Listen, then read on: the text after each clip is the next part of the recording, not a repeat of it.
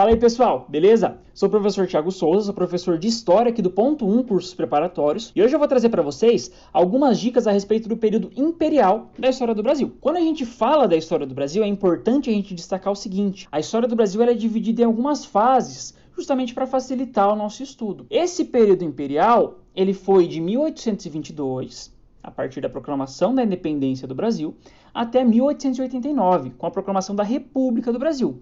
Ele é dividido em três grandes fases: primeiro reinado, período regencial e segundo reinado. A primeira fase do primeiro reinado se inicia em 1822 e vai até 1831.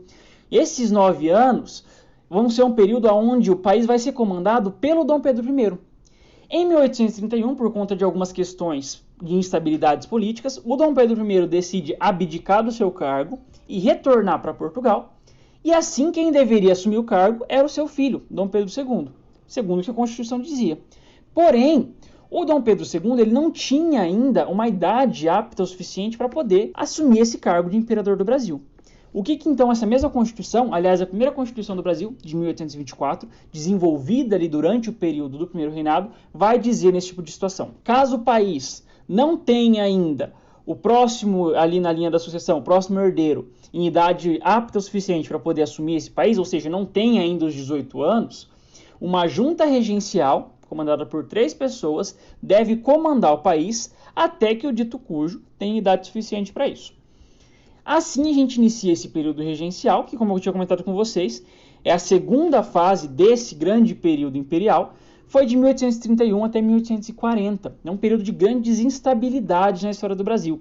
A gente tem diversos conflitos internos de diversas províncias ali buscando se separar do restante do país. Em 1840 a gente tem o chamado golpe da maioridade. Então membros do Partido Liberal se unem para realizar uma modificação na Constituição brasileira. A maioridade penal, que era de 18 anos, como é hoje em dia, ela se reduz para 15 anos de idade. Dessa forma, o Dom Pedro II, filho do Dom Pedro I, poderia assumir o cargo. E vai ser o que vai acontecer.